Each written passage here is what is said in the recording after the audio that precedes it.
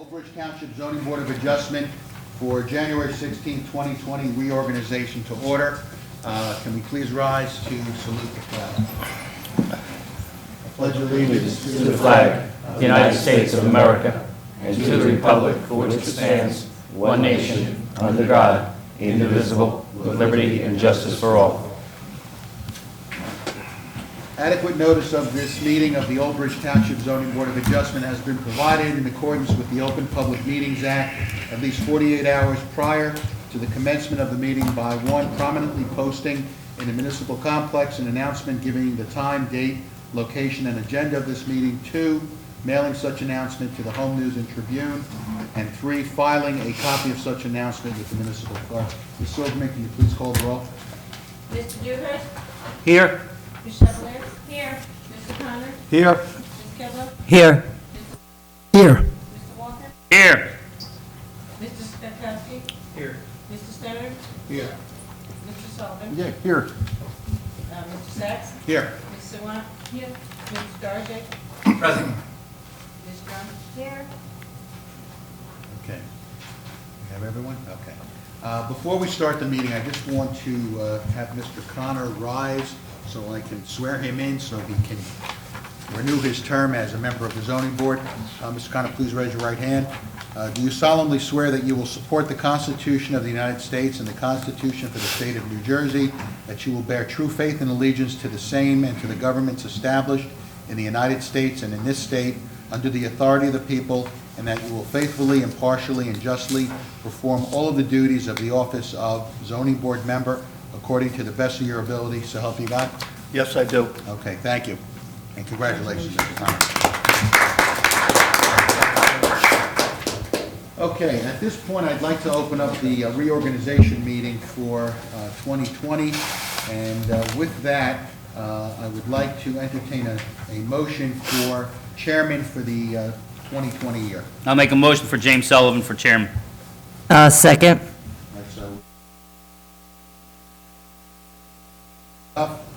Ms. Silverman, are there any other nominations? Hearing none, Ms. Silverman, can you call the roll? Mr. Dewhurst? Yes. Ms. Chevalier? Yes. Mr. Connor? Yes. Ms. Kibble? Yes. Yes. Chairman Sullivan? Yes, Congratulations. thank you. Mr. I thank all the board members for their confidence in me and allowing me to chair for the year 2020. As always, I look forward to working together with all of you. The next nomination we'll entertain is for vice chairman. I would like to make such motion for Bruce Walker. I'll second. Roll call, please. I'm sorry, is there any other nominations for the office? Hearing none, roll call, please. Mr. Dewhurst? Yes. Ms. Chevalier? Yes. Mr. Connor? Yes. Ms. Kibble? Yes. Mr. Scogno? Mr. Walker? Yes. Chairman Sullivan? Yes. I'll entertain nominations for the position of secretary. Motion. Second. For who?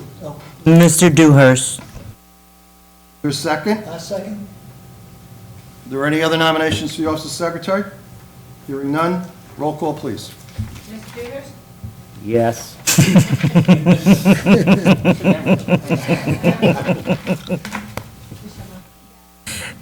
Mr. Connor? Yes. Ms. Kibble? Yes. Yes. Chairman Sullivan? Absolutely. It's an enviable position. I'm glad that you have done it so well. Nomination for the office of vice secretary, please. I'll make such motion for Kim Silverman. I'll second. All right, is there any other nominations for vice secretary? All right, roll call, please, Ms. Silverman. Mr. Dewhurst? Yes. Ms. Chevalier? Yes. Mr. Connor? Yes. Ms. Kibble? Yes. Yes. Chairman Sullivan? Yes. Item 3 will be nomination for appointment of attorney for the board.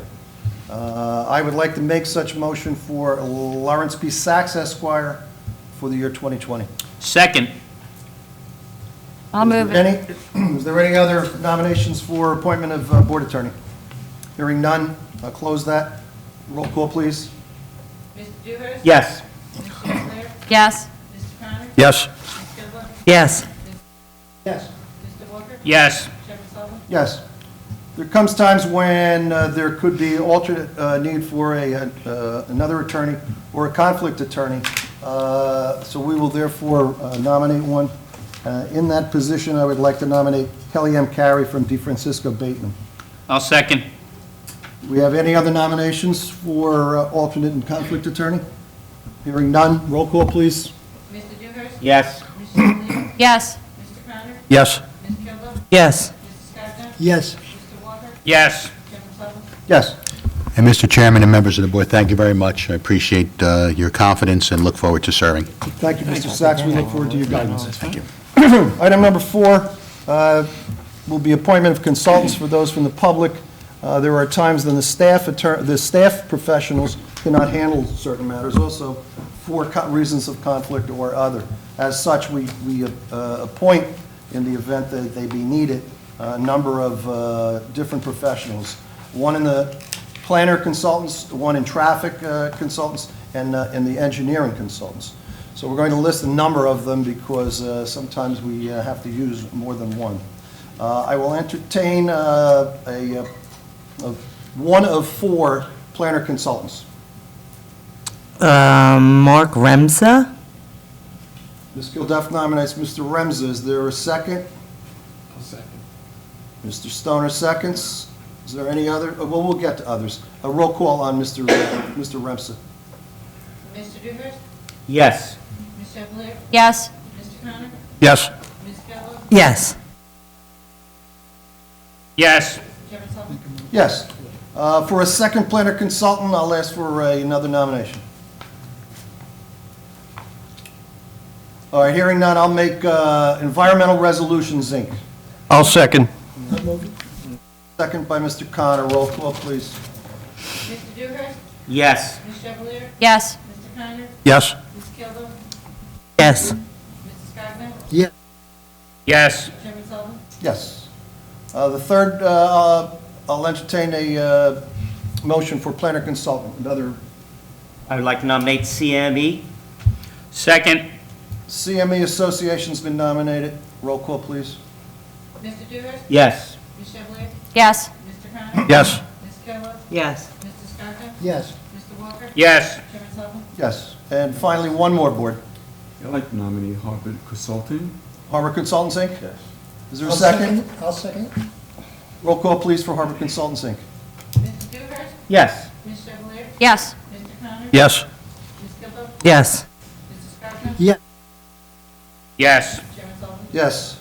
Board, let's move on to traffic consultants. Again, we'll take 4. I'll entertain the first one. I'd like to nominate CME Associates. I second it. Moved in second. Roll call, please.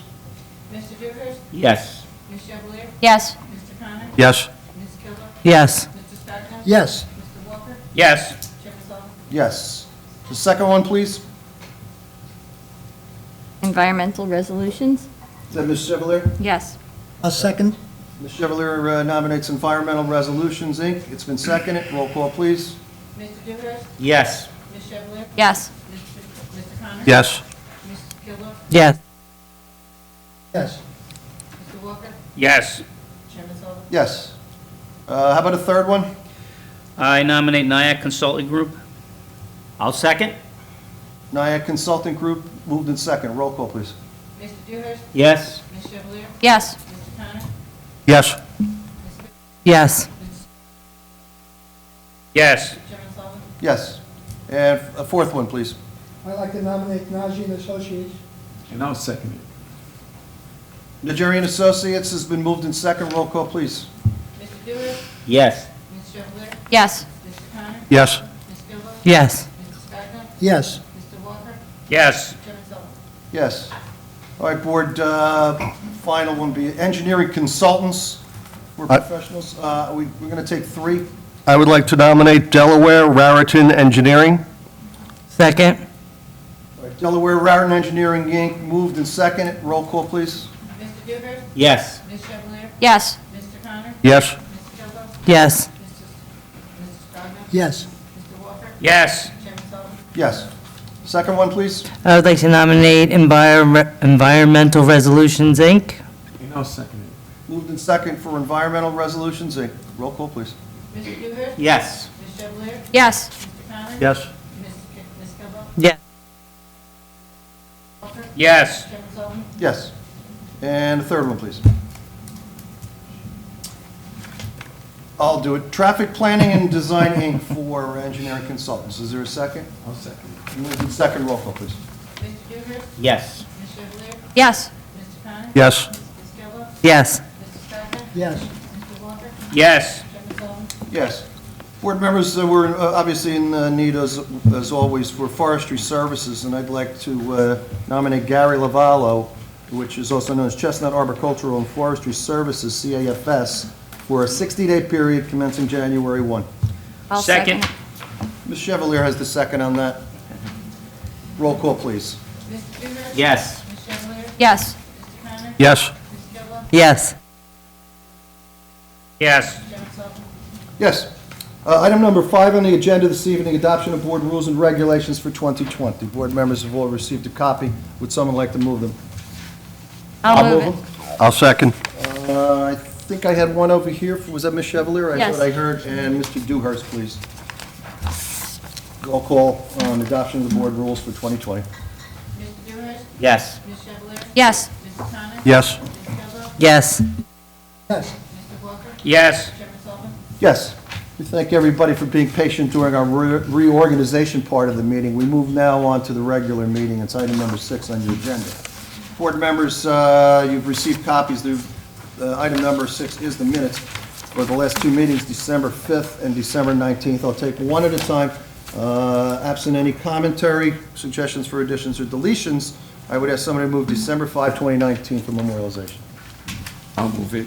Mr. Stoner moves it. Is there a second? Second. Ms. Gilduff, roll call, please. Mr. Dewhurst? Yes. Ms. Chevalier? Yes. Mr. Connor? Yes. Ms. Kilbo? Yes. Yes. Mr. Walker? Yes. Chairman Sullivan? Yes. Board members, the same as the December 19, 2019. Absent commentary or suggestions for additions, deletions. Yes, someone to move it. I'll move. Motion. Mr. Second. Walker, who was the second over there? Mr. Scogno, or was that? Mr. Connor. Mr. Connor. Connor. Roll call, please. Mr. Dewhurst? Yes. Ms. Chevalier? Yes. Mr. Connor? Yes. Ms. Kilbo? Yes. Yes. Chairman Sullivan? Yes. Item number 7 is a completeness waiver. You want to step off the dais? Yes, I'm going Okay. to recuse myself from the pistol club. You can just step down for a moment.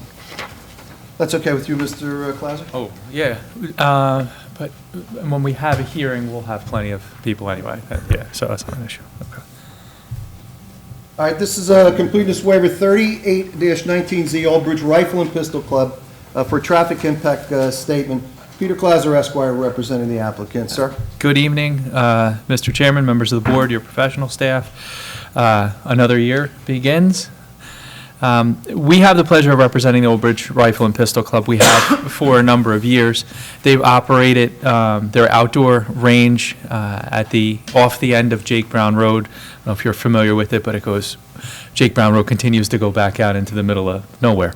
And they have a range out there. They're tenants on the property at the range, and the landlord has allowed them to bring out some equipment onto the range, some bulldozers, some engineers, some surveyors, and they're going to reorganize the shooting pits that are out there. And that's what the purpose of the application that I submitted to this board is for.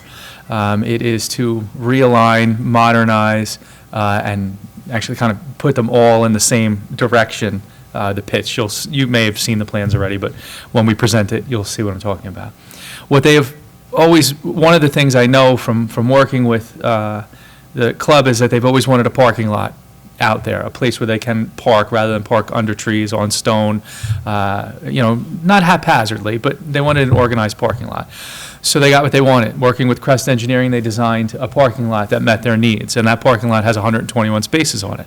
And I submitted the plan with very little explanation, and Vina saw 121 spaces and said, wow, give me a traffic impact statement. And that was understandable. The club has a membership, and that membership has been the same for many years. The club has operated at this site since the 90s. What we're proposing as part of this application is not to modify the membership or the operation. Their members range somewhere between, I think, 1,000 and 1,100, and it just always stays that way. Lose a few for a while and get a few back. all of those people don't come here. It's like any other club. They also have an indoor range off Maple on Route 18. So they finally got what they want. They have an opportunity from their landlord to reorganize the property, and in part of doing that, they get to finally have their parking lot. They have some events during the year where the parking lot will be utilized, where it will be either filled or close to capacity. The property is serviced by what essentially turns into a dirt road of Jake Brown Road. It's not really. It's got stone on it, and it's pretty well maintained by the club, and it's a gated entrance for all kinds of reasons that you could imagine. So when I filed the application and I consulted with the client, I did not feel that a traffic impact statement was necessary. What I did feel was that all of the things that I just said and more that you're going to hear from the board's professionals, from the applicant and the applicant's professionals about their operation is what you would consider as to how the site's going to operate and be utilized. So I didn't prepare one, I didn't hire a traffic expert, I didn't think it was necessary, as nothing, they're going to keep operating the same way that they've been operating.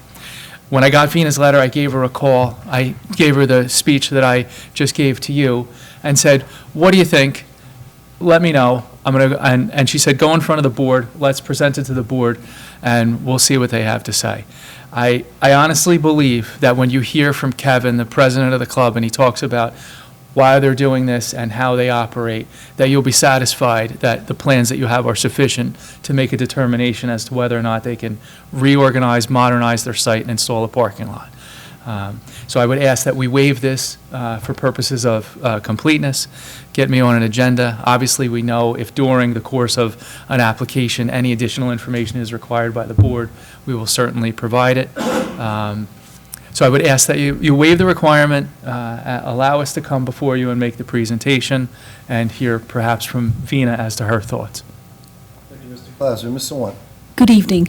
So I did review the application originally, and yes, I saw the 120 parking spaces. I saw the new ranges that are going to go in, and assumed that it was an expansion of the existing use.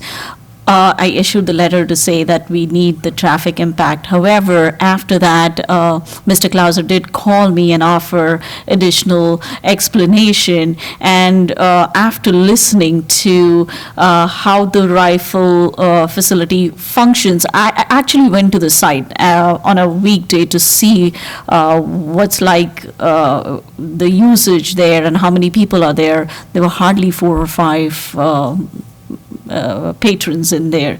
I spoke to the township engineer too, and we both believe that this is not really an expansion, but a reorg of the entire site. They don't have a parking lot.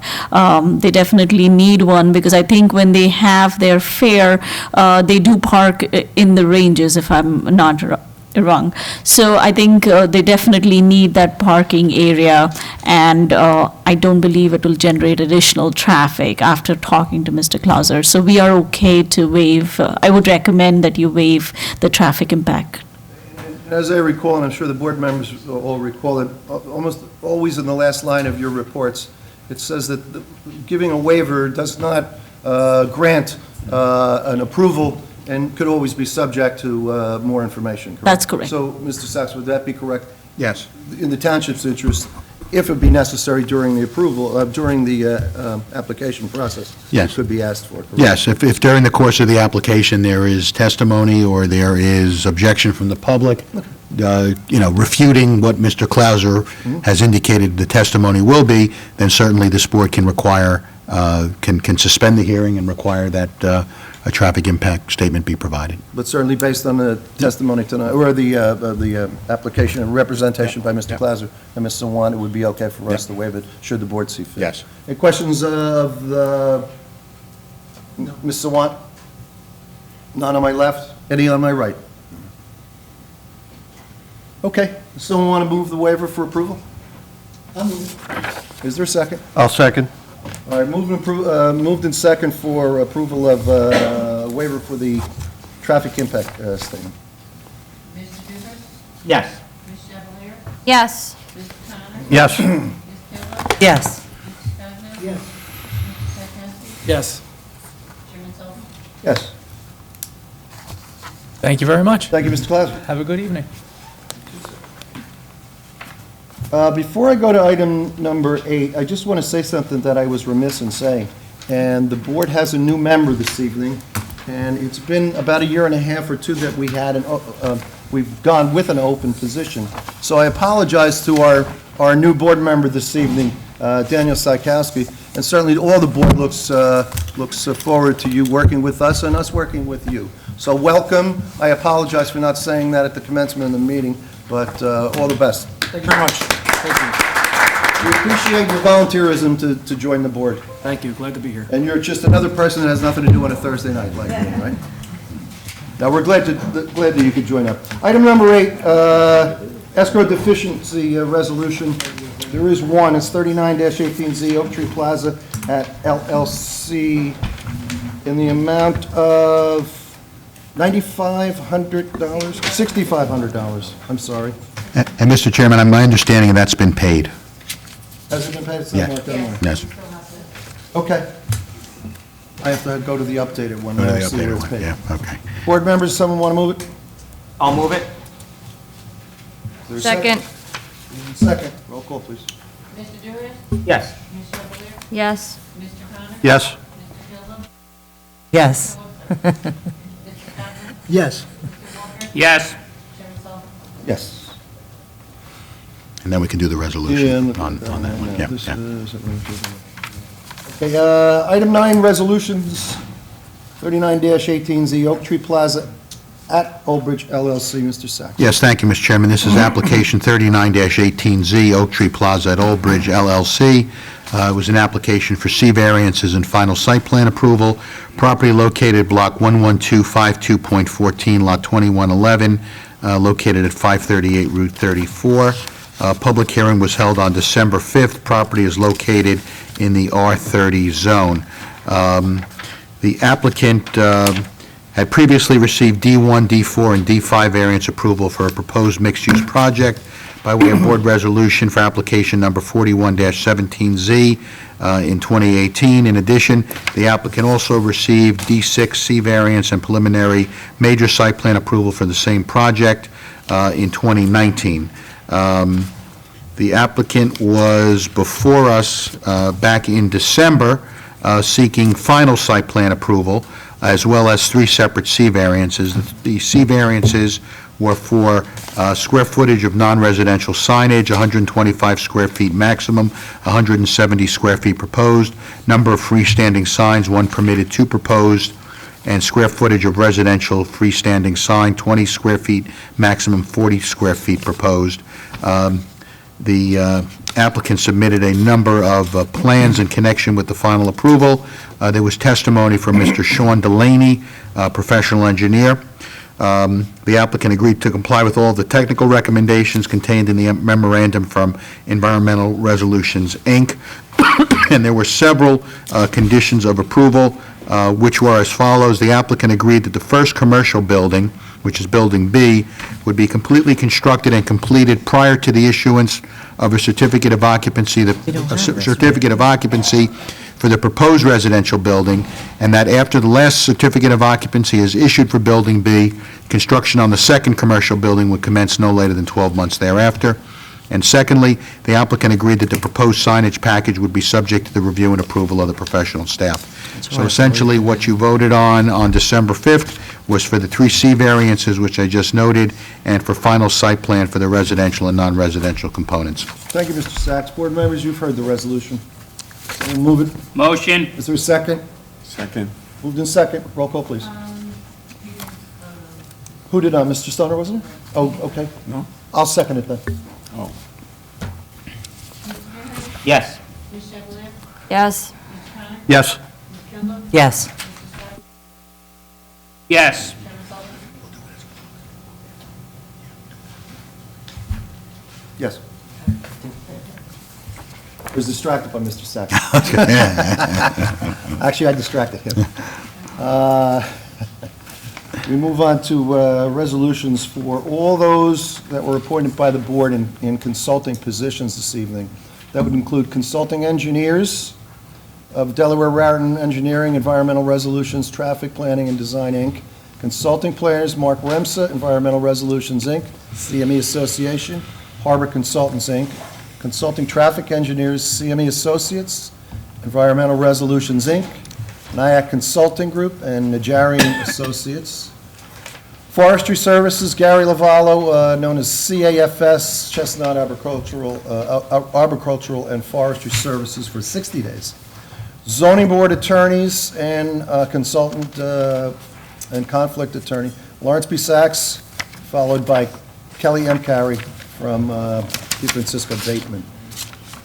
Does anybody have a problem with any of those? If not, I'd ask someone to move them all as a block. I'll move them all. I'll second. I think Mr. Scott, no? Yes, sir.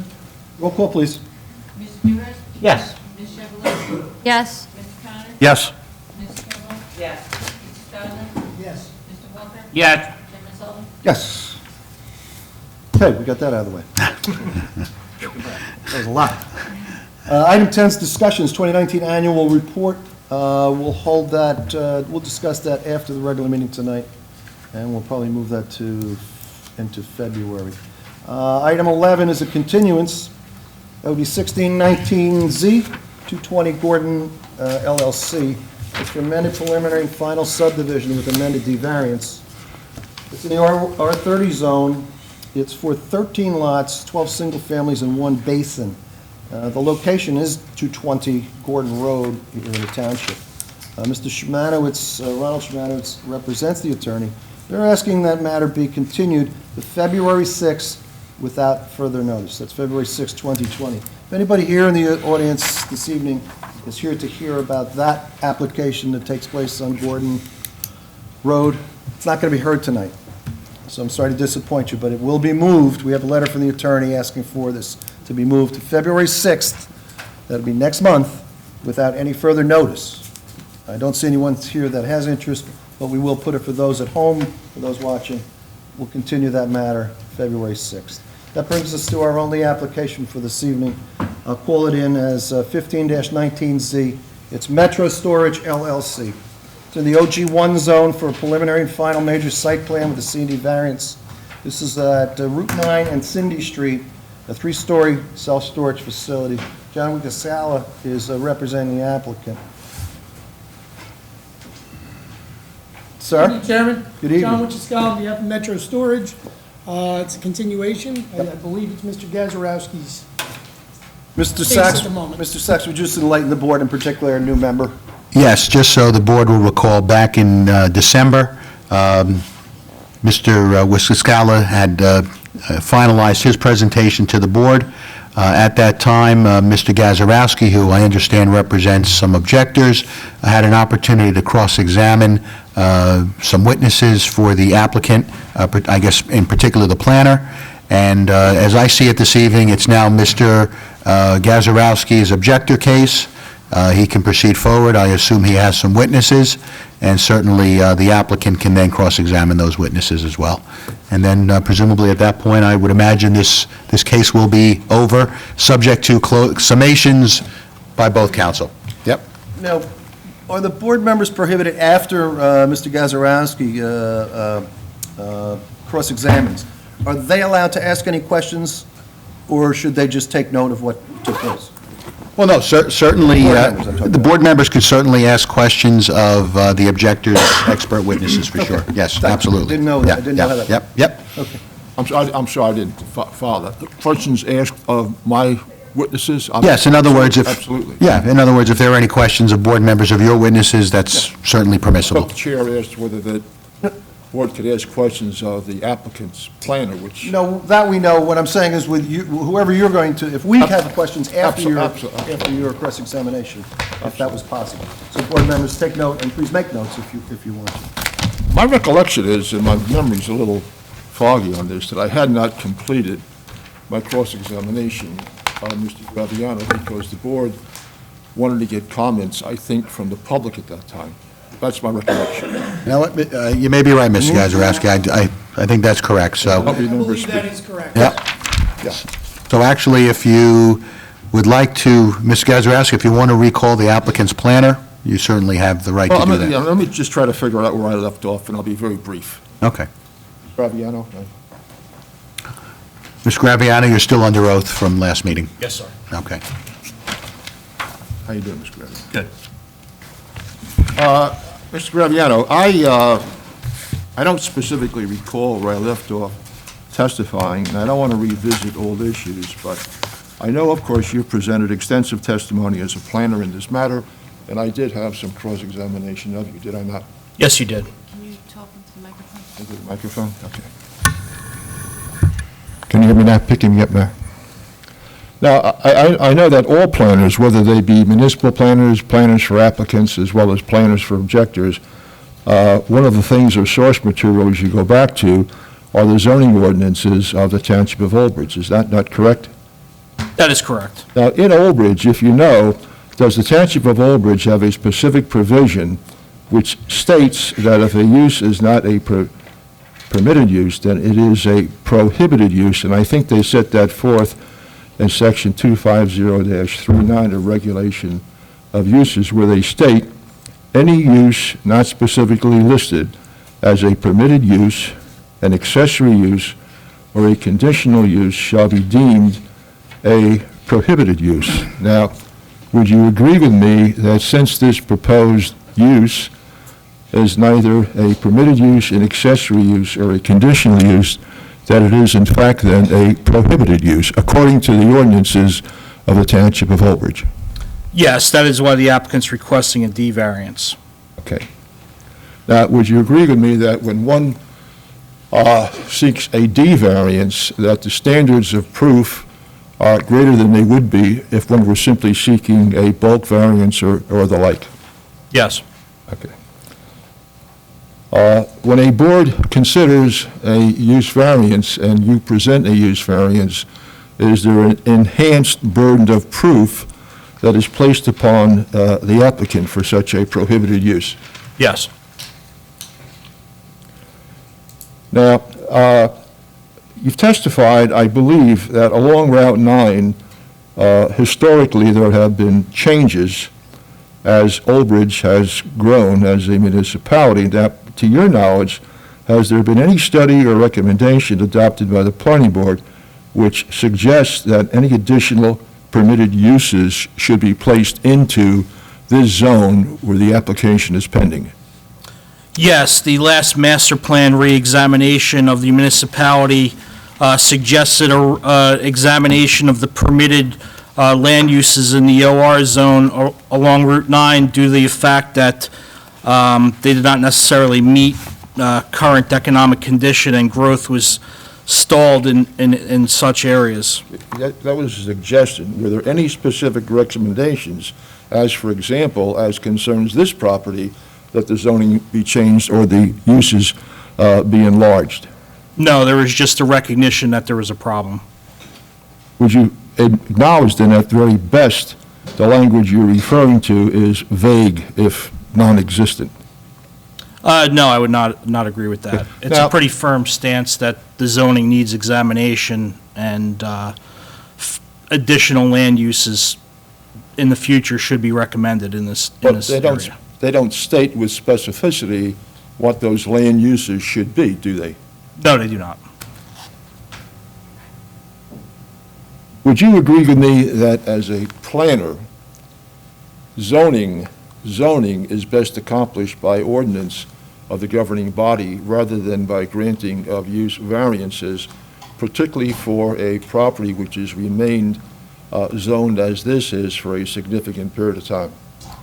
Each property is unique, and there are unique circumstances to various properties located in numerous areas. While typically the rule is zoning rules, however, there are particular reasons and other conditions for which applicants will seek variances for development proposals on site. Okay. Now, one of those criteria would be special reasons, would they not be?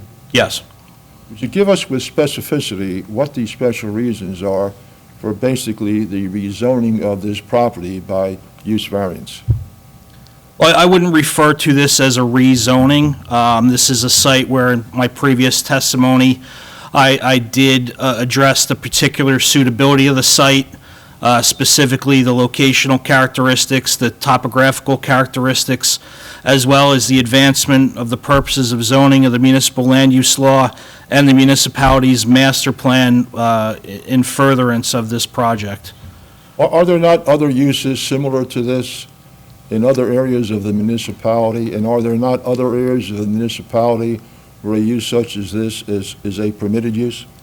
Yes, there are other areas of the municipality where this is a permitted use. However, with respect to particular suitability, the applicant does not need to demonstrate that there are other viable locations within the township for this use to occur, just that this site itself has characteristics that make it suitable for the applicant's proposal that is before you. Suitable for the applicant or suitable for the municipality as a whole? In a case like this, this is a project where it benefits both the applicant and the municipality through the introduction of a use, as you heard through traffic testimony, with very low traffic demand, as well as other buffering and other controls to help mitigate any impacts from the use. But aren't you also saying, though, that if in fact there are other areas of the municipality where the zoning in question would permit such a use, hasn't the municipality already addressed that question? No, it has not. It does not. So you're saying the municipality has been delinquent with regard to properly zoning this property? No, I'm saying that the municipality, has established zoning regulations. However, this is a site where various conditions create an environment where this is an appropriate use for the site. With regard to this property, and how long have you been a planner, Mr.? I'm not asking that as a pejorative question, but how long have you been a planner in the state of New Jersey? I've been a licensed planner in the state of New Jersey since 2003. Okay, so is it not often common that if in fact a person wishes to have their property rezoned, rather than going to the zoning board, they would approach the governing body and ask for a hearing with regard to why this property should in fact be rezoned? The applicant is not requesting a rezoning. While that is certainly feasible, this is a variance request, which is permitted within the bounds of the municipal land use law. Well, it's interesting you say that this is not a rezoning, but if in fact your application is granted, effectively speaking, hasn't the property been rezoned? And if not only rezoned, but you're also seeking variances with regard to setbacks and the like, which makes it even more egregious than simply a rezoning. No, I do not believe this is a rezoning. This is a zone that does, permit storage units in a particular capacity. And this is an applicant that's proposing a use that's similar in nature to, uses that are permitted on the site. How can it be similar if in fact you need a use variance? Because this zone does permit long-term storage of various items, and this is just a different form of that. I have no further questions.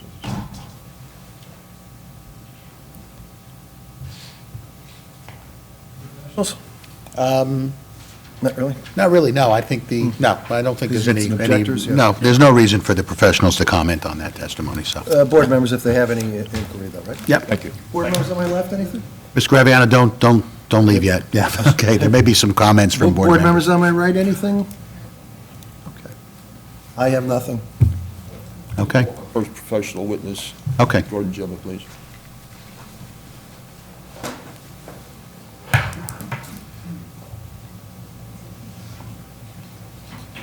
Sir, please raise your right hand, I'll swear you in. Swear to tell the truth, the whole truth, nothing but the truth, so help you God? I do. Please state your name, spelling your last name, professional affiliation for the record. Gordon Gemma, Gemma, licensed professional planner, 68 Seneca Place, Oceanport, New Jersey. Gemma, thank you. And I'm assuming the board accepts Mr. Gemma's credentials as a... Well, let's... Just give you a Yeah, why brief don't you do background. that, sure. I've been a licensed professional planner since 1989. In that context, I've testified in front of hundreds of boards, the courts of the state of New Jersey. I'm also a licensed attorney. I'm admitted to the bars of the state of New Jersey, Pennsylvania, and Florida. I'm a professor of planning, adjunct professor at Monmouth University. We'll accept his credentials. You know what, I don't think I swore you in, Mr. Chairman. Did I? I did swear did. you in. I'll I do it did, again, I did. though. No, that's I've been okay. sworn in I many just wanted- times. no, That's okay. All right. Okay, don't worry about it. With all those different credentials, you probably have to be sworn about 5 times, right? Yes, Trev. Well, when I get home tonight, I'll be sworn out again, but just something different. Okay, sir. Mr. Just as an anecdote, I once was involved in a very big case down in South Jersey, and my adversary had taken the time to see whether my planner's certification or credentials were still current. And because he hadn't paid his yearly fee, he was not in the credit of planners. Kind of embarrassing. It wasn't Mr. Gemma. All right. Mr. Gemma. And I paid my fee. Okay, good. Mr. Gemma, over the course of years, I have in fact called upon your services to present professional testimony as a planner in various matters, have I not? Yes, you have. And you have in fact also, I believe, at least one occasion on my behalf testified before this board.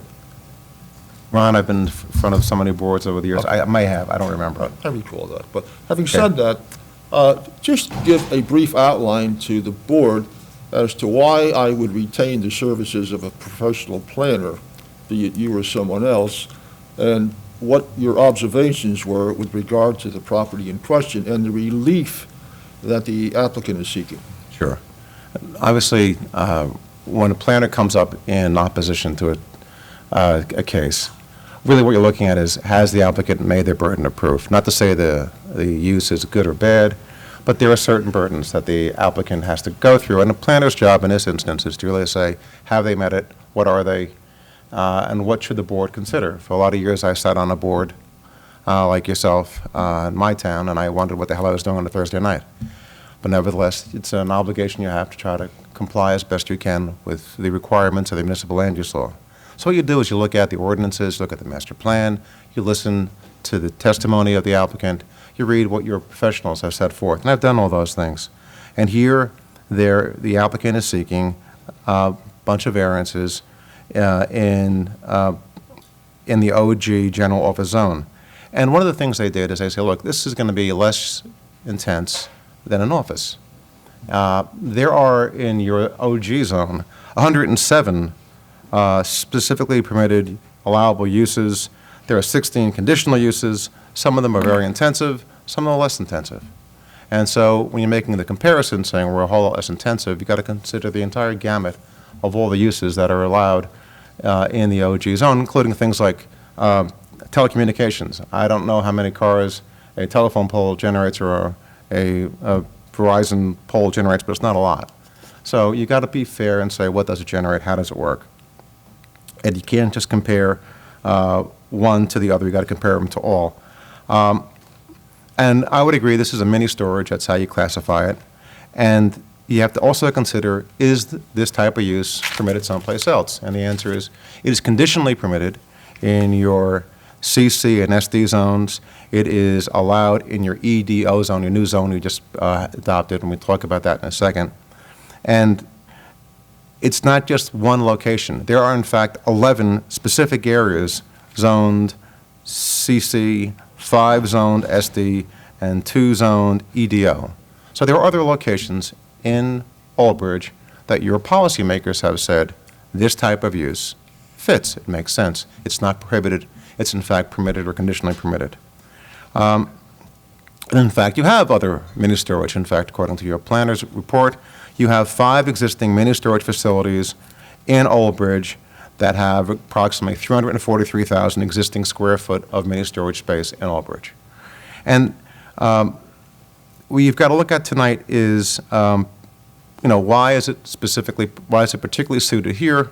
One of the things is that the applicant made a statement that this is particularly suited because it's near residential and commercial zone uses. There's no testimony it's needed, and there's a lot of other places that are near residential and commercial places that are in fact permitted. So there's no saying that why this place is really, this is why you have it. It's not like this is the only place in town that's by residential and commercial. You have a lot of them, but up at residential and commercial. And as the key variance is the D1 use variance. But there are other variances, D variances. I just want to point out a few things to you. The one variance that they have, the D4 variance, is a variance for FAR, floor area ratio. And it says that 0.25 is permitted and 0.312 is proposed. And the applicant has said that, look, the northern section of the property, I'm going to leave untouched because it's environmental sensitivity. What that means, conversely, is the southern section of the property, I'm going to cram all the use into. And one of the reasons you have a FAR ordinance is to make sure that the site itself doesn't get overdeveloped. The applicant here is saying, I'm not using half of the site, so that when I drive up the highway, I'm cramming it all into one half of the site, even though I'm taking up the site's 10 acres, I'm only using a portion of it. So visually, when you're driving up the highway, it'll look like that one section of the site is overdeveloped. And if you actually think about it, it's supposed to be 0.25 across the whole thing, and it's not. And so when you look at the FAR variance, you look at yourself, does this make sense cramming it all into one section, when in fact the whole property should be considered, and even if you consider the whole property, you still have too much. The second one we discussed tonight, the second D variance, is the variance for height. And the applicant says that, look, it's 2 stories and 30 feet are permitted, and I'm going 3 stories and 34 feet, and the property is sloped, so it's not that bad.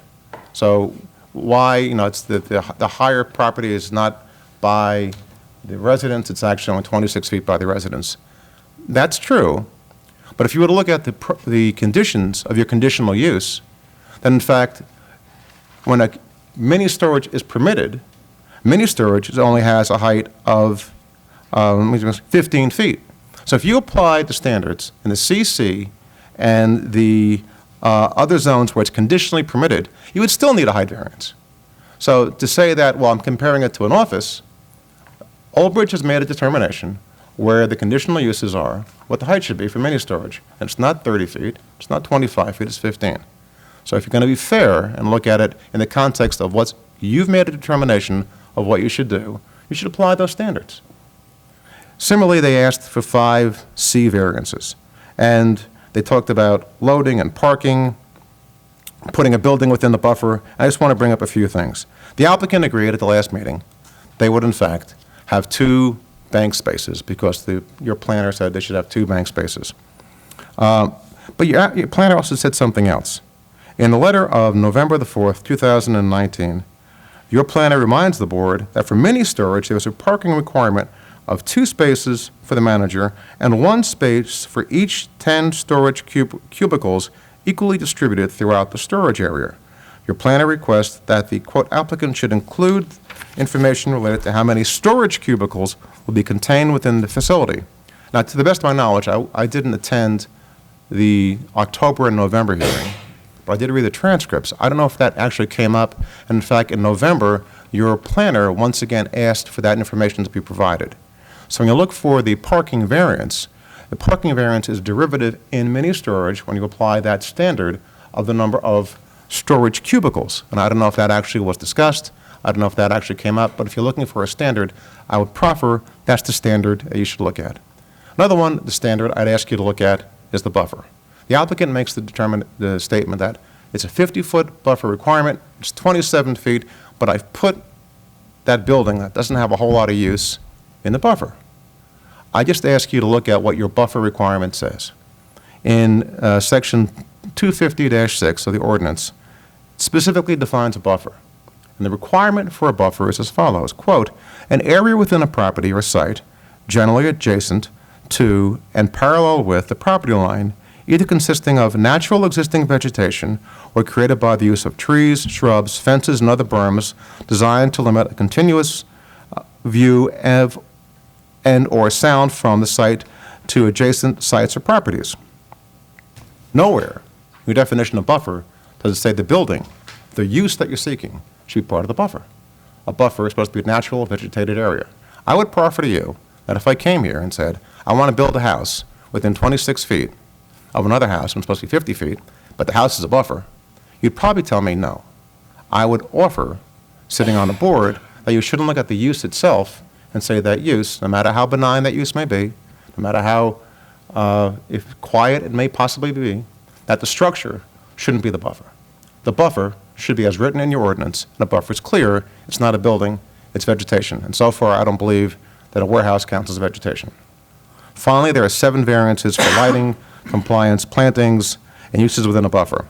I'm going to focus my attention on the D1 variance, because as this board knows, when you give a D1 variance, you can apply any standard you like.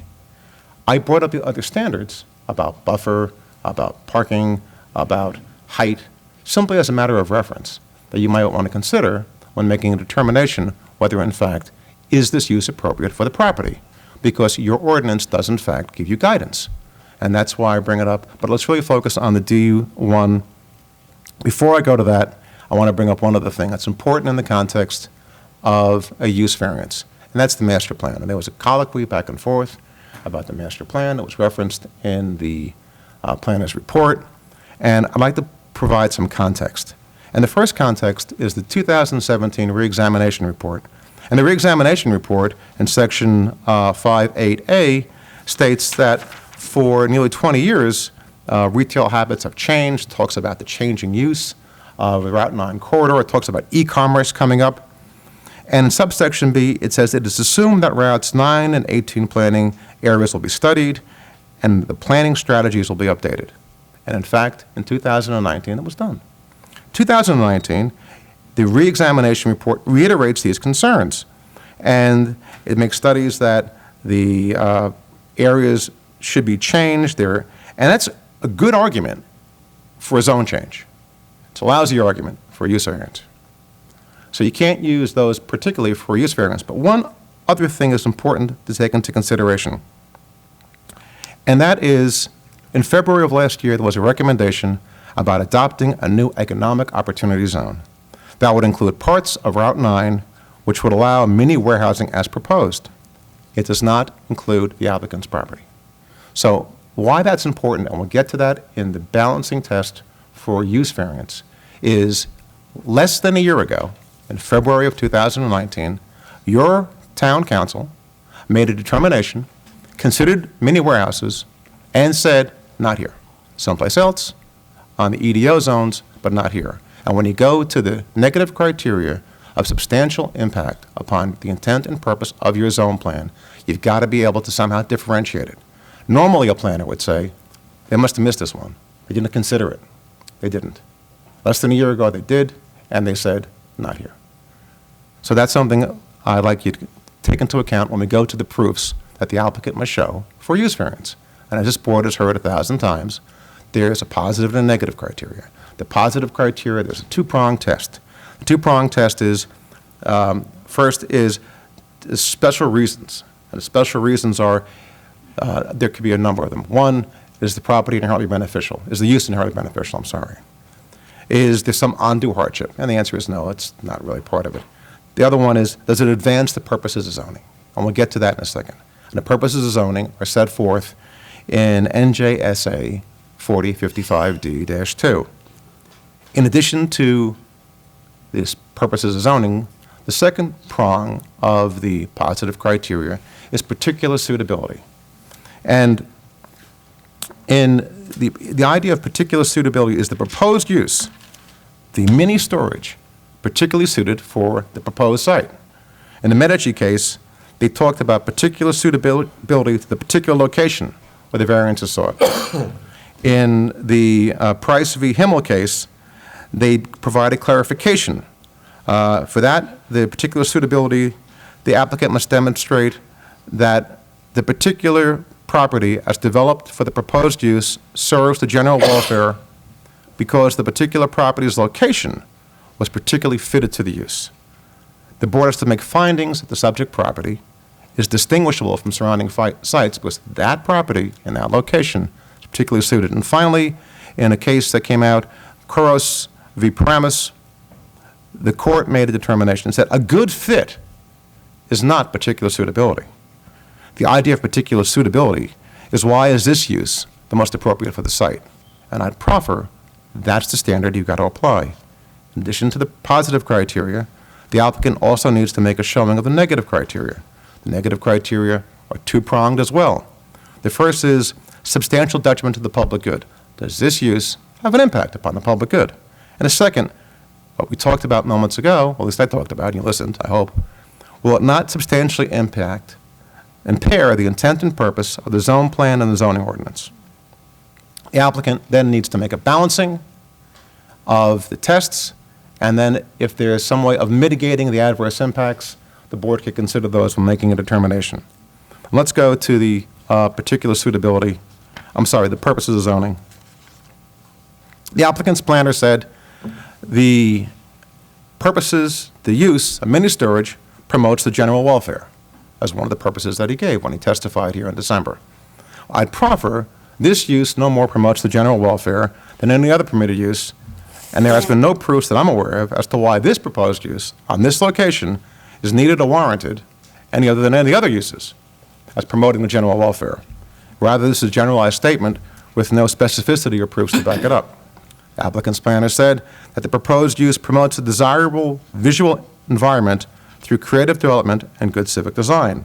Now, I'm not sure how a 3-story warehouse qualifies as creative development and good civic design.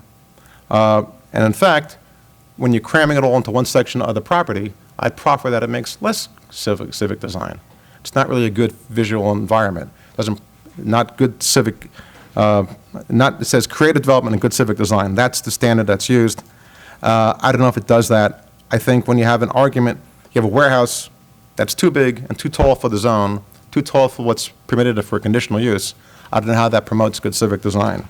The applicant makes an argument that the proposed use is being advanced because the proposed use provides sufficient space in an appropriate location for a variety of commercial uses. Ron, when he had it in December, he crossed the planner and asked as to was there any need for additional warehouse space in Old Bridge or at this property. The applicant's planner said they hadn't done any studies, doesn't know. So I don't know how you can make the argument providing sufficient space in an appropriate location when in fact you've provided sufficient space. You have zones in town, 11 of them in fact, that make it a conditional use. You have 2 just recently adopted that make it a permitted use. So I don't know how this zone in this location does it when in fact you've made the determination where it should go. Equally as important as to the need to show that the proposed use, the purposes of zoning are advanced, the applicant makes an affirmative demonstration, needs to, that the site is particularly suited. And the argument the applicant makes over and over again, it's less impact than the other uses here that are permitted. And that's why this one's particularly suited. I'm not generating a lot of traffic, and I'm not generating a lot of noise, so therefore it doesn't have a bad impact. Well, first of all, it doesn't meet a lot of the bulk criteria, particular setbacks, so I'd proffer that. You can't say it doesn't have an adverse impact. It has an impact to the people, my clients, who live in back of it. Certainly, they see a larger structure than if a warehouse were permitted. They see it closer than if an office were permitted. So it's hard for me to say it doesn't have an adverse impact to them as to particular suitability. The applicant makes a good point. He indicates that a mini storage is a commercial use which is adaptive and resilient to the changing economic times of the state and of the community. Mr. Gazarovski, at the last hearing, asked the planner about uses and tried to imply that, hey, in the context of mini storage, my old context of mini storage, when I moved into an apartment 1,000 years ago, was we put all the stuff that couldn't fit in the apartment there, and we visited it once a year. Mr. Gazarovski makes a point that that may have changed a bit, that with e-retail and retailers using it, that may have changed. Mr. Harder, when he puts together his traffic study, he used the traffic study, the Traffic Engineer's Handbook, 10th generation, published 2017. That is the standard, and that's a good thing to use. And I can't argue, I'm not a traffic expert, but I just offer one thing, that the data points, which are used for generation in the traffic study, are data points that are used from the years 1980 to 2017. And so it's skewed somewhat a long time before there was e-commerce. I'd proffer to this board, if I really wanted to see how much traffic was generated from mini storage, certainly Mr. Harder did the right thing, and I can never argue with John. He's a great traffic engineer. But he only does what his applicant tells him what to do. One of the things you might want to consider is you have 5 other mini storages. Do a traffic count. How much are they generating today? Are the uses different today than from 1980 to 2017? and you might find that it generates more than is considered. But the key thing is here is that the whole argument of particular suitability is it's less impact than other uses. Mr. Harder doesn't compare them to all the other 107 uses. Would probably drive him crazy if he had to. But that's when you look at particular suitability. And if it doesn't fit, doesn't meet the FAR, doesn't meet the buffer requirements, and it may or may not generate more than the 107 uses, it may or may not generate compared to other mini storages in Aldbridge. And remember, the burden of proof is not on the objector, it's on the applicant. You have to say, is that particular suitability as defined within the test that the applicant has the burden of proof to move forward? You then go to the negative criteria. The applicant, at the last meeting, the residents complained or expressed concerns about noise, about light, about potential garbage, about runoff and drainage. I'll let them speak about the potential negative impacts. I'm not a sound expert, I'm not a lighting expert. Mr. Gazarovski, when he crossed the applicant's planner, asked those questions, he properly answered, he's not a sound expert, neither am I. Not a lighting expert, he's not one, neither am I. So I'm not going to go into that prong. But the other prong I'm going to go to is substantial detrimental impact upon the intent and purpose of the zone plan. And as I discussed previously, that's where I think the applicant has a problem. And the problem is that the town considered mini storage. The town made a determination in February of last year, and it said mini storage doesn't go here. It goes someplace else. So it's hard for me to say as a planner that if the town made a determination as to where mini storage should go, because they considered it in the context of the 2017 reexamination report and the 2019 report, that you can then say it doesn't have a substantial detrimental impact upon the intent and purpose of your zone plan. And I think Ron asked the planner a good question. When you go for zoning relief, that's a policy decision. That makes sense. But you're not a policy maker here. You're an applier of a burden of proof. And one of the burdens is about the impact on the zone plan.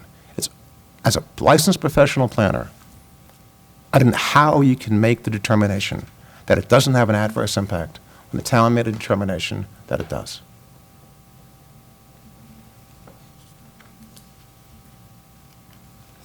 I could bore them from go on, Ron, but I think that was good enough.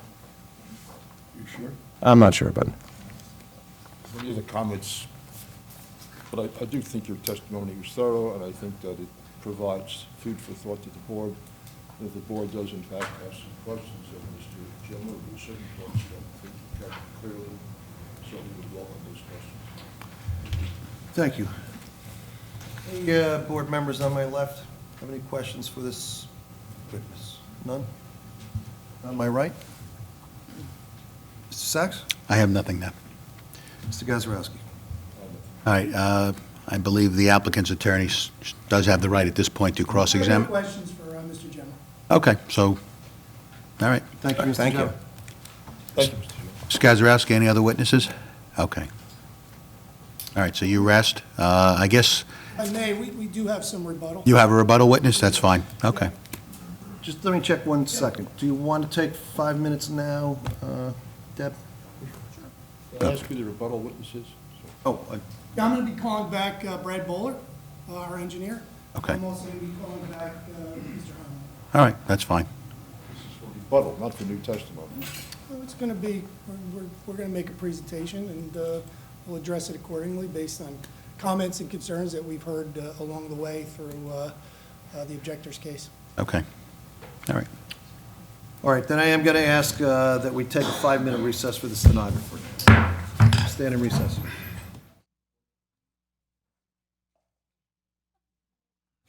I'd like to call the meeting back to order. When we broke, we were on the following 15-19Z Metro Storage, Inc. We're going to continue with that. John Wicascala. Sir? Thank you, Chairman. John Wichiscala on behalf of Metro Storage, and at this time, I am calling Bradford Bowler. Mr. Chairman, if I may, I was presented to me by Mr. Wichiscala a copy of a site exhibit. Unless I'm misreading it, it would appear from this proposed layout that the correct me if I'm wrong, but the Well, I think we'll describe what the plan says. I have my engineer here. He will be able to describe it in detail. It seems to me that the plan has now changed to only reflect one building. Is that correct? Mr. Sachs?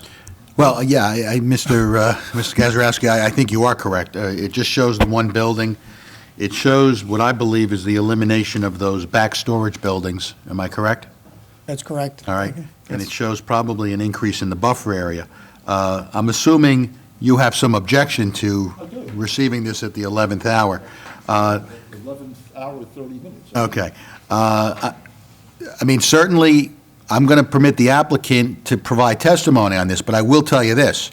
Under the municipal land use law, this board cannot vote on this exhibit, on this plan at this particular point in time. So if the applicant is looking to amend its submission and revise its submission, it's obviously subject to being on file 10 days before the hearing. Yeah. What it does do is, I think it really runs afoul of issues with regard to notice, because it's really an Well, entirely new application. The public is not being made aware. Well, that's the point I'm making, Ms. Gazarovski, that we cannot vote on this particular plan this evening, and in fact, if the applicant wants to proceed forward with this plan, certainly, right, there has to be at least 10 days' notice, the plans have to be on file, the public has to have an opportunity to review it, our professional staff has to have an opportunity to review it, so it's really... Why are we doing this evening? Well, listen, this is I'm not telling the applicant how to prosecute its case, all right? My only comment would be, if this is the plan that the applicant is now going forward with, then he should withdraw the earlier submitted plan showing two buildings and the other variances which he has requested, because he is now presenting to this board, whether properly or not, or with jurisdiction or not, an entirely different plan, and seems to be abandoning his first plan. Isn't this an amended plan? Well, I'm not sure he has to withdraw his plan, Mr. Gazarovski. Certainly, and I'll let Mr. Wiscacala speak, but certainly it looks to me like it's an amendment to the plan that was initially submitted, Yes, so. So, yeah, and if I may, I'm going to have Brad Bowler run through the plan changes. I do understand the 10-day rule for submittals, but also we've presented exhibits here before and agreed and stipulated, well, we'll bank a couple parking spaces, we'll make modifications to it. I would just ask the board, if I may have Mr. Bowler run through and stipulate what we are proposing in this regard. We heard from the applicant and their planner, and we certainly heard a lot of testimony regarding their objection to a reduction of that buffer and a building within that buffer area. So we are here tonight to present a plan that eliminates that and eliminates a variance altogether without otherwise impacting this site plan.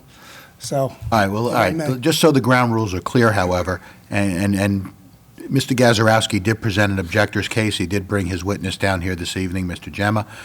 Certainly, if the applicant is going to proceed forward with this plan, then I'm certainly going to have to give Mr. Gazarovski another opportunity to take another crack at presenting whatever supplemental testimony he may want based upon whatever testimony you're offering this I evening. can't imagine what testimony when we've eliminated a variance. Well, I don't know. That's, It doesn't always matter what you believe. We have a municipal land use law, and there's a body here that's going to consider this. And one problem I have is if we go through this exercise and Mr. Wiscacala doesn't see or doesn't think it's going his way, is he to then go back to the two-building plan? I think he's got a fish or cut bait.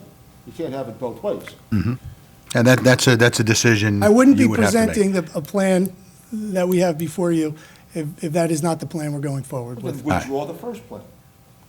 Well, I think I don't we even could know what that probably means. argue this, but let me ask the legal question. Is this evidence that's going to be presented to the board now, or if we adjourned and came back in 2 or 3 weeks, this is going to be the same? Well, it sounds to me like this is the plan that you want to proceed forward with. That Is is that correct? If in fact that's the same, is there any harm in us listening to it now, Well, legally? the only concern I have, and again, is that the public is not aware of this plan. Our staff has not commented on this plan. So I am a little concerned about that fact. Mr. Chairman, I'm an objector's attorney, and very few people like objector's attorneys, okay? Because people come in with plans, and I've raised legal issues With regard to that, let's just talk about a discrete issue. Let's assume for the sake of argument at the last hearing, as you recall, there were many, many people here.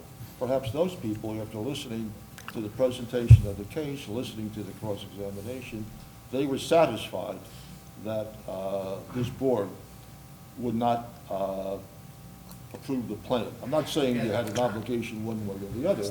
The microphone. I'm sorry. Yeah, I'm not saying, you know, you have an obligation one way or the other, but suppose they just simply said, well, I'm going to stay home because this brunt of this case has gone forward.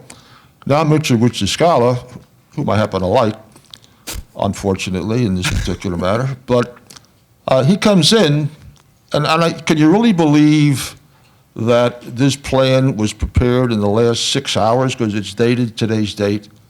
He had an obligation. It's fair dealing. I mean, he should have presented it 10 days ahead. We should have been alerted to it. Why did I waste my time, waste my client's money to bring my planner here to give testimony as concerns a plan that he doesn't intend to go forward with? I mean, really, the more you think about this, the more ridiculous it is. Well, between you three gentlemen, I hope we can work this out, because obviously I don't have the legal knowledge to know what exactly is right, and that's why we have a board attorney sitting. Honestly, I think I'm the only one who's going to make that decision. And I'm hoping All right? you will. Yeah, yes, and I will. Certainly, I recognize Mr. Gazarovski's comments. I recognize Mr. Wichiscala's comments. But I have to tell you, I would like to err on the cautious side at this particular point.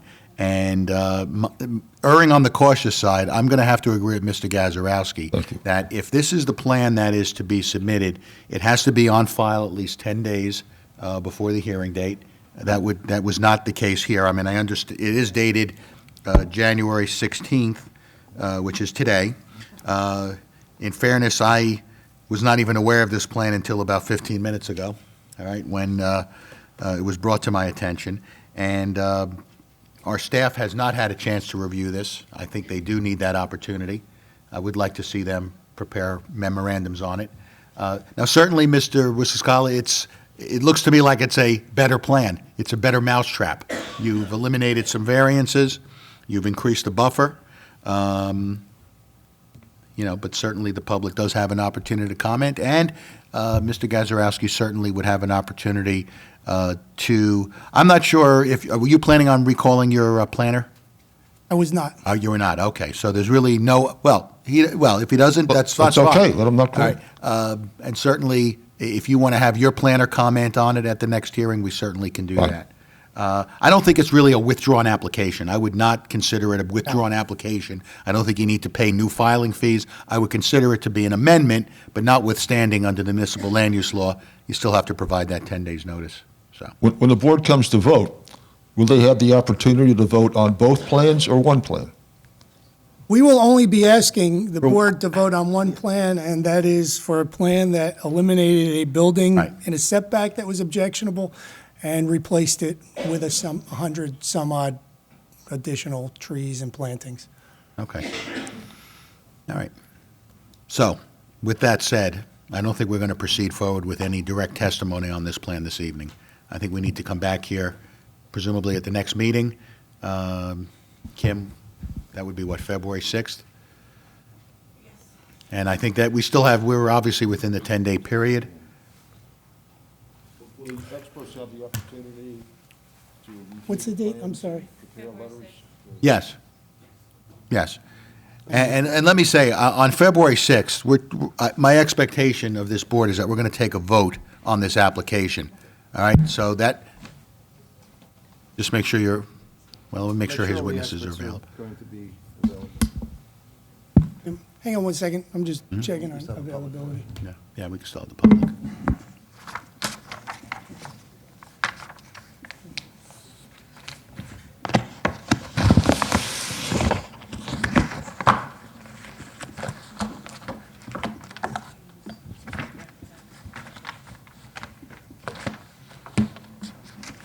Gazarovski, while I know that you represent a group of people, and they may very well be the people in here this evening, I'm still going to have to open a public portion of the meeting. You don't object, I would hope? Okay. You want me to object? No, No, I don't. I don't think you would. I just wanted to tell you, well, you men walk away, I'm going to open up the public portion as soon as this dialogue stops over And I here. think that since Mr. Ahern is representative of that group, the announcement, you know what, can I just say one thing? Objectors attorneys are always looking. Microphone, please. You know, objectors attorneys look for procedural errors, and I'm not going to tell Mr. Wuchaskala what to do, but I am saying this, that I am familiar with the various provisions of jurisdiction and notice. He can do whatever he wants to do, but I am not waiving any objections at a later date which I may have. Okay. Or is the date going to be okay? The date will work, yeah. The date will work out, all right. I'm gonna Mr. open- Gazarovski, do you want to make sure your witness is available that evening? If you need him? He just walked out. How long ago did you walk out? Just seconds ago. If you need him. I'm not sure if you'd plan on even recalling him. That's your prerogative. Yeah, if you but- want to check with him on that date, and then we'll move forward to the public session.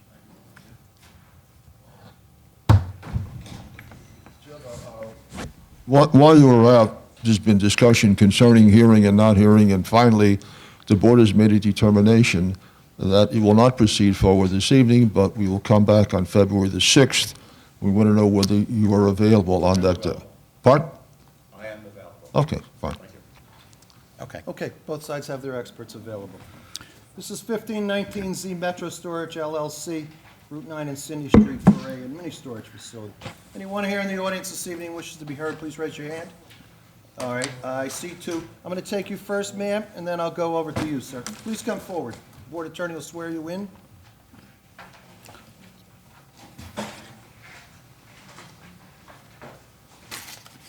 Ma'am, please raise your right hand. You swear to tell the truth, the whole truth, nothing but the truth, so help you God? Yes. Please state your name, spelling your last name, address for the record.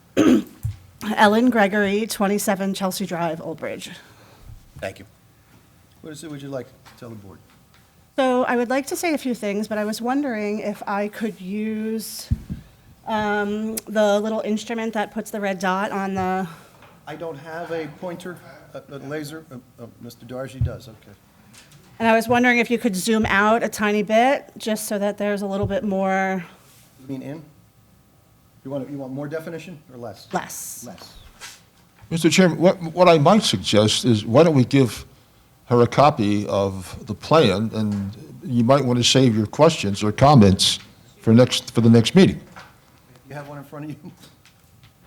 Actually, you know, just for the record. I just want to say something, but I want to point to Yeah, before it. you start, what's the next marking that we have, Kim? What would the next exhibit number be? 8. All right, so let's mark this. Let's mark it tonight, A8, in case members of the public want to comment on it. There's technically 2 there. Okay. There's an 8, and the other one should be 8. Hasn't been identified, however. We haven't identified. Right. We're marking it just for purposes of... Identification? No, well, actually, you can mark it for identification, you can mark it as evidence. We'll mark it we'll mark it for identification only. Right. All right, and we'll have at the next hearing, your witnesses can testify. A8, A8 for And A9. identification.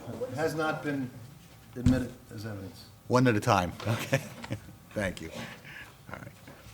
Anyway, go ahead, ma'am. Can we zoom out a tiny bit or no? That I don't know. No, actually, the A9 one is That? Yeah. is a zoomed out version. I don't have control of it. I can't, And I don't know how to. I don't, we don't control it up here on the board. Yeah. All right, The- so why don't you just make your comment? All right, the one from the last meeting was what I wanted to comment, I okay. don't think so, but I might have. Yeah, like that? No, the other way. You just zoomed in. Probably did. Oh, no. What'd you get for All sitting right, next go to me? back to the way it was before. You want to show the lots where? Yes. Okay, I got you. Yeah, I wanted to show the lot where I live. So I would just like to make a couple points. One, quickly, is since the last meeting, there have been 2 major accidents at this intersection. I don't know if you're all aware of that. One accident took down at least 1 or 2 light poles on Cindy Street. This is a very dangerous intersection, is one thing I wanted to say. The second thing I wanted to say was I want to talk about 2 points that they had made in their testimony. One was that there will be limited impact to the homeowners, and that's inaccurate. I live in this lot right here, which is not directly affected in that zone. We have a problem with water, which I know is not exactly what you, are voting completely on. I live here. My backyard is full of water. About 4 to 5 months out of the year, we can't use it. It's been beautiful lately. My children have wanted to play soccer in the backyard, and they can't because it's saturated. My neighbor that lives right here has a lake in his yard all the time, a full lake. Where are you pointing to? Right here. Next to you, adjacent to you? Yes. Yes. Has a lake in his yard regularly, a full lake. 30 people could ice skate on that lake.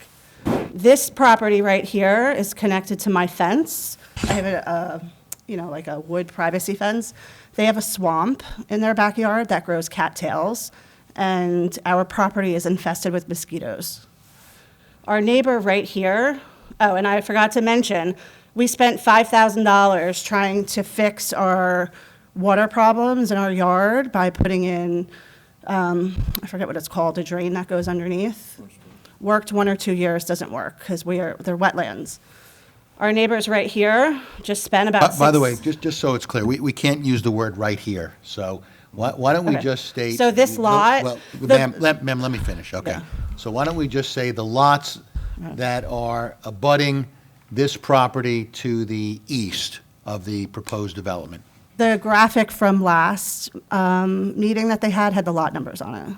That we I understand that, but you're saying the word right here, we can't, So this lot, whatever number that is, if you could mention the lot number? again, I'll state Yeah. it's a lot that is to the east of the open space area on this proposed lot. They are my direct neighbors. They've just spent thousands of dollars trying to fix the drainage problem in their backyard.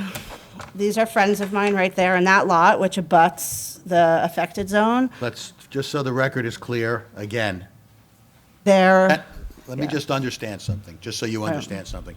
We are creating a transcript here. Right. We can't have the words right here, that lot, et cetera. We really have to identify it.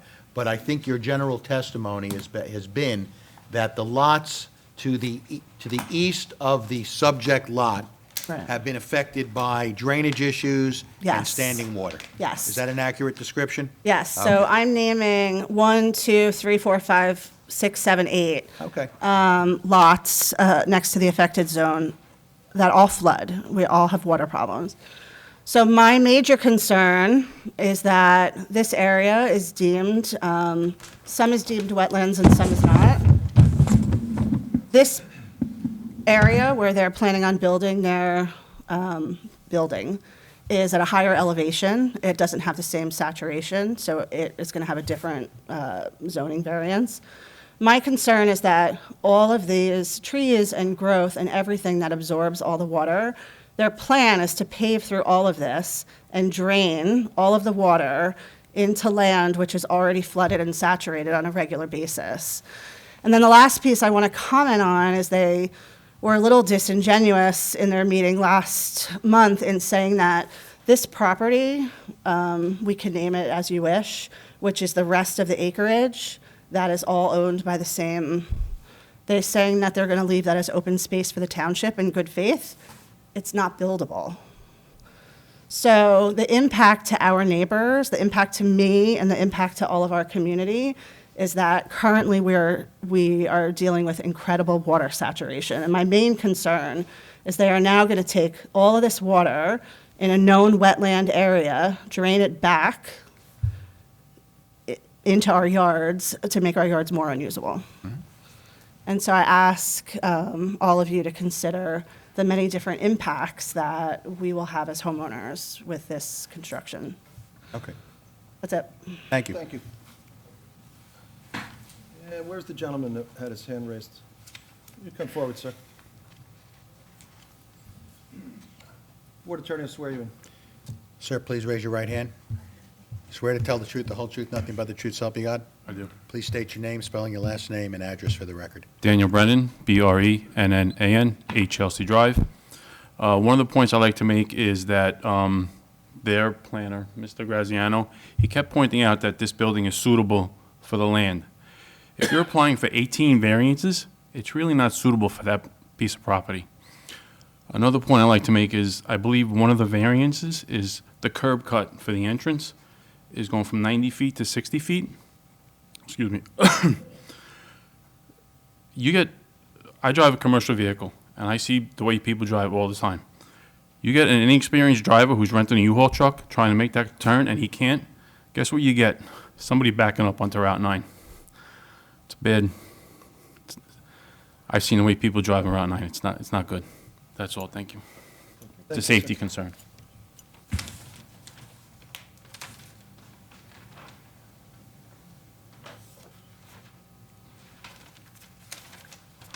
Was there anyone else here in the audience this evening?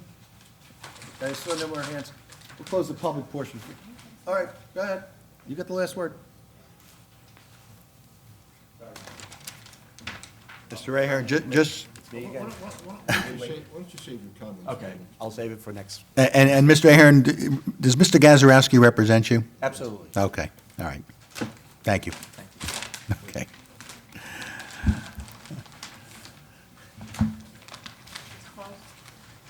Okay. Anyone else? Public portion is closed for this evening.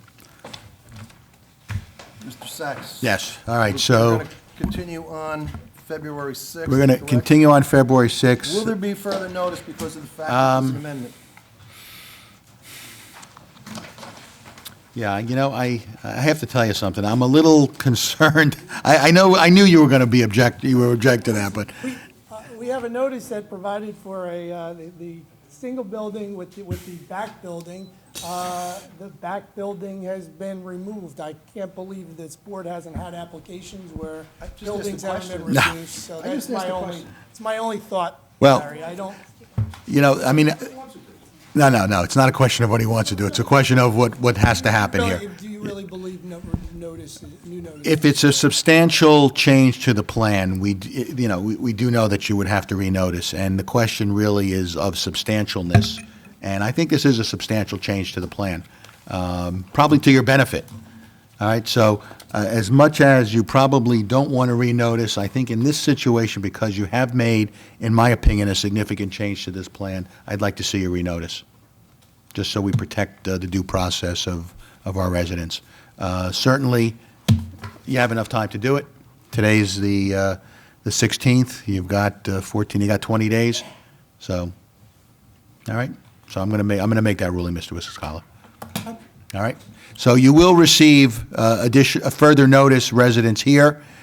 If you're not within 200 feet, you're not going to receive further notice. In which case, I'm advising you now that the application will be heard on February 6th at 7:30 p.m. in this chamber. Okay, Thank you. That closes this matter for the evening. We have one final issue, board members, and I think that's, we're just setting a date on that, right, Kim? On the, Yes. anybody have any problem with that? We're going to move the, what was it?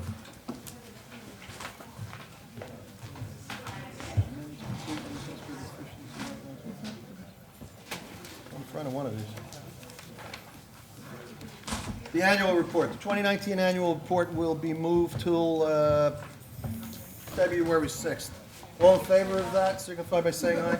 Aye. Any opposed? Anything further before the board, Mr. Sachs? Nothing. From our professionals, nothing. Ed Kim? Anything further to bring before the board? Okay, absent anything from the members of the board, I'll ask for an adjournment. Motion. All in favor? Aye. We stand adjourned.